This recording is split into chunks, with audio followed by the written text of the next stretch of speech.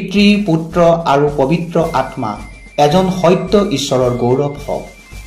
সকলোকে আগন্তুক খ্ৰীষ্টমাছ ও নতুন বছৰৰ শুভেচ্ছা জনাইছোঁ। পুনৰাই আকৌ খ্ৰীষ্টমাছ আহি পালেহি। প্ৰতি বছৰে ডিচেম্বৰ মাহৰ 25 তাৰিখে খ্ৰীষ্টমাছ উদযাপন কৰা হয়। খ্ৰীষ্টমাছ উদযাপন কৰিবৰ বাবে বৰ্তমান গোটেই জগতখনৰ সকলো সৃষ্টিয়ে প্ৰস্তুতি চলাই আছে। মই ভাবোঁ সঁচাকৈ খ্ৰীষ্টমাছ কি, কাক উদযাপন কৰোঁ, কি উদযাপন কৰোঁ, কিয় উদযাপন কৰোঁ? আমি প্ৰকৃততে এটি ল'ৰা জন্মাক উদযাপন কৰোঁ। দানা পাত্ৰত জন্ম হোৱা ল'ৰাটিক উদযাপন কৰোঁ। সেই ল'ৰাটিক যীশু ত্ৰাণকৰ্তা, আমাৰ লগত ঈশ্বৰ, আচাৰ্য, মন্ত্ৰী, পৰাক্ৰমী ঈশ্বৰ, অনন্তকাল স্থায়ী পিতৃ আৰু শান্তিৰাজ নামেৰে প্ৰখ্যাত। মঠি 1 অধ্যায় 21 পদ, যিচয়া 9 অধ্যায় 6 পদ। আমি প্ৰচাৰ কৰোঁ দানা পাত্ৰ যোচেফ, মা মৰিয়মৰ বিষয়ে, আৰু আমি প্ৰচাৰ কৰোঁ জ্যোতিষী পণ্ডিতসকলৰ বিষয়ে, উজ্জ্বল তৰাৰ বিষয়েও কওঁ, স্বৰ্গদূতে গীত গোৱা, এনে বহু বিষয়বিলাক আছে আমি প্ৰচাৰ কৰোঁ। আপুনি ভাবক, এটি ল'ৰা, সাধাৰণ ল'ৰা, তেওঁৰ জন্মৰ সময়ত আলহী ঘৰত তেওঁৰ নিমিত্তে ঠাই নোপোৱাৰ বাবে মৰিয়মে কাপোৰেৰে মেৰিয়াই দানাৰ পাত্ৰত ল'ৰাটিক শুৱাই থলে। লুক 2 অধ্যায় 7 পদ। আপুনি ভাবক, সেই ল'ৰাটিৰ জন্মৰ বাৰ্তা আজি পৰ্যন্ত জগতত মানুহৰ মাজত প্ৰচাৰ হৈ আছে।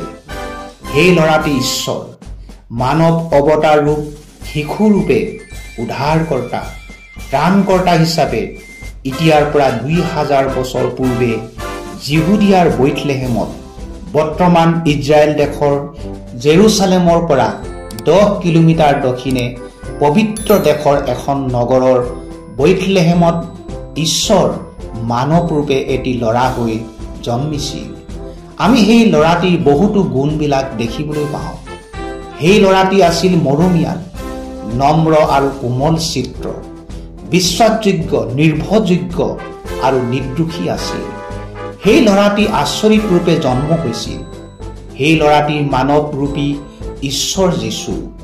যেতিয়া তেওঁ সকলো নগৰ আৰু গাঁৱত ফুৰিছিল, তেতিয়া মানুহবিলাকৰ ৰোগ দুখবিলাক দেখি তেওঁবিলাকলৈ তেওঁ মৰম লাগিছিল, কাৰণ তেওঁলোক দূষিত আৰু ক্লান্ত হৈ পৰিছিল। মঠি 9 অধ্যায় 36 পদ। তেতিয়া যীশুৱে তেওঁলোকলৈ স্বৰ্গ ৰাজ্যৰ সুবাৰ্তা প্ৰচাৰ কৰিলে আৰু সকলোবিধৰ ৰোগ আৰু সকলোবিধৰ নৰিয়া সুস্থ কৰিলে। তেওঁৰ ওচৰলৈ অহা সকলোকে তেওঁ মৰম কৰিছিল।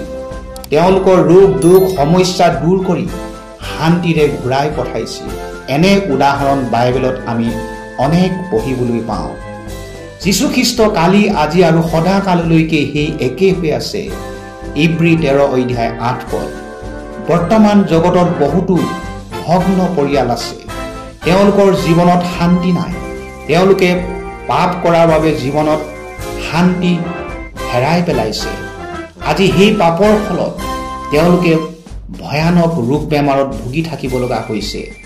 পৰিয়ালত অশান্তিৰে ভৰি পৰিছে।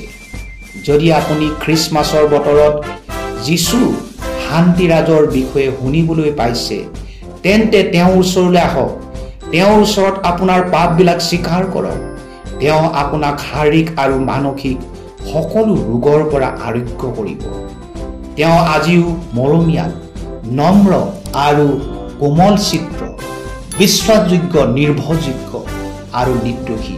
তেওঁ আপোনাক দয়া কৰিব। তেওঁ আপোনাৰ পৰিয়াললৈ শান্তি আনিব।